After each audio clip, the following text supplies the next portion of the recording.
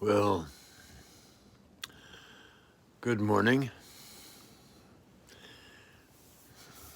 Last night I had another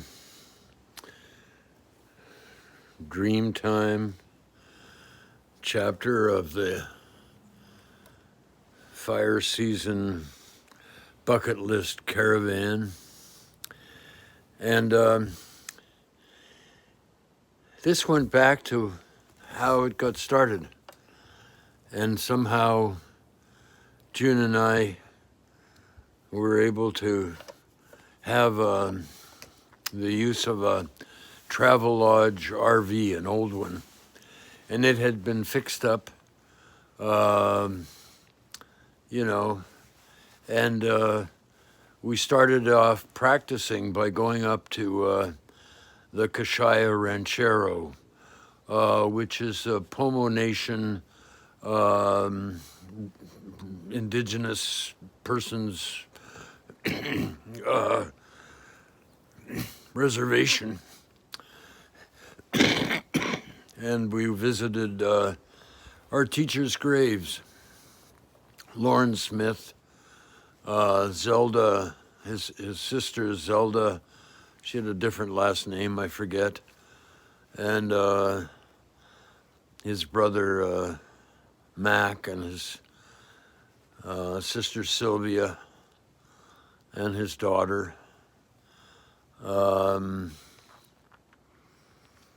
it was very touching. And what we did was we took some food up for the folks that live there, and we looked at the Roundhouse, which was a place where June and I physically met 25, 30, 20, 26 years ago, I guess, 27 years ago, and it's needing a new roof and things like that.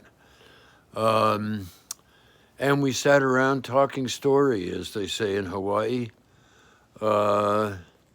Stories about Lauren and his sisters and his brother, and about things that had happened.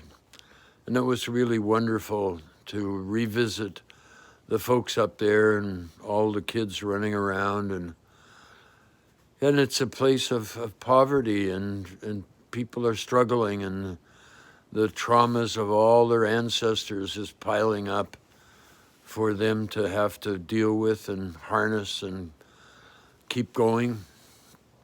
And it was so nice to be able to sleep over in the RV and not have to drive home in the same day. And the next day we drove home, and then I guess later that week, we took part in a picnic which had been arranged to honor a police officer by the name of Officer Fensky.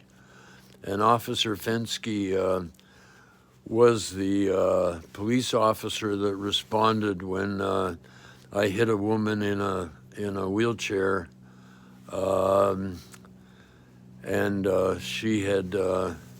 She darted out in front of my car, and I didn't see her.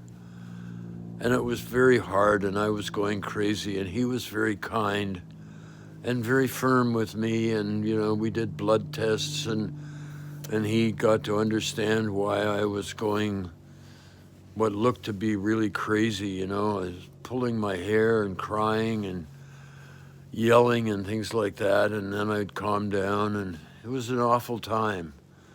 And we'd worked it out so that the party happened at a place called Raggle Park, and police officers and sheriffs and highway patrol guys were and their families were all invited, and we'd invited friends who were sound healers and musicians, and we kind of put on a little concert for them and had a big pot of soup and some muffins and things like that. And they really appreciated being recognized. The police and the sheriffs and the highway patrol really appreciated being recognized for their great contribution. to everybody. And you know, not enough people really get it that these guys are and women are really providing a huge service to humanity. They're trying to make life better for everybody. And you know, sometimes they make mistakes and get carried away, and bad things happen. But that's how they're healing their traumas, and that's how we're all healing our traumas. And can we, you know, try a little harder to do our best the next day after we've done something really stupid? And so one of the themes of this little party concert, whatever you want to call it, was one of my favorite words, which is redemption. We all make mistakes, and can we recognize that we made a mistake and then make amends by being different, and by continuing to be kind and compassionate and to do what we're good at. And then I guess about a week later, when we were still trying to perfect how we were going to be doing it on this tour, we went to the largest homeless encampment in Santa Rosa, and we did the same thing. We got together in our, we pulled up in our old RVs, and so we weren't trying to show off like we were better than somebody by having something expensive. And again, we invited our friends and musicians and storytellers and poets, and one guy, his name's Rosa, and his service is that he likes to go into homeless encampments and cut toenails, because when you're walking a lot and your nutrition's not very good, you often get very sore feet and sore toes. And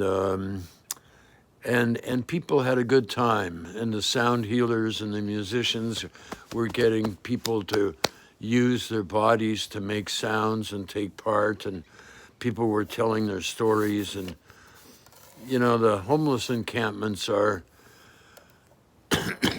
they're refugee camps that people who've fallen on hard times, they maybe don't have a job, or they don't have any skills, or they just can't work because they're suffering so much. And we kind of all suffered together and acknowledged the fact of how strong we were, that we were all still alive.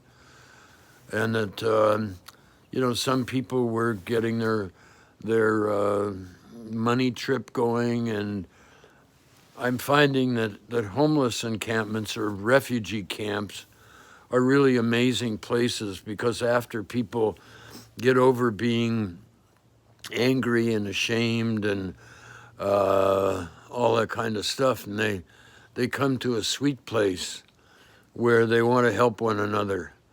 And people in homeless encampments or refugee camps, they eventually start to help one another, and try to help other people have a bit easier life or something like that. So that was a pretty special time, and we saw the great enjoyment of just hanging out with ordinary folks who weren't putting on as many pretensions as many other people have to. And there were crazy people there, and there were people who were wanting to take too much. At one point, one of the crew walked around with this leather bag that we've got, and you can put money in or you can take money out depending on what you need. Because I think that this idea of, can we help each other have enough? Because we love life, and because we love people, and because we want to make a difference, and we want to help other people make a difference too. because ultimately I think we're going to come to a point where everybody realizes that being free to do what we want to do is really important. But to do it in a way that other people can be free to do what they want to do, and also that the trees can be free to do what they want to do. And so a life that's more harmonious. Because, capitalism, to me, capitalism and socialism and communism and all these, authoritarianism and democracy and all those things, they work for some people and they don't work for a lot of people. So what can we invent that works for everybody and everything? And I think that it's possible with science, with technology, with people, saying, I've got enough, I'm doing okay today. Knowing that if I'm not doing okay tomorrow, then somebody's going to come and say, hey, come on, I'll pick that up for you, or I'll do this, or I'll do that. And they're doing it because they like to help, not because they want to appear, to be great human beings or anything like that. So it's coming from, I guess I'd call it loveism. So that experience, those three experiences helped us all realize what a good thing we were starting off on. And it gave me a good feeling when I woke up this morning and said, yeah, that's what I want to do. And then I realized I'm doing it. I'm doing it in my imagination, which is probably my most powerful superpower. Just like your imagination's your most powerful superpower. And so, if you just start dreaming up, oh, wouldn't that be nice?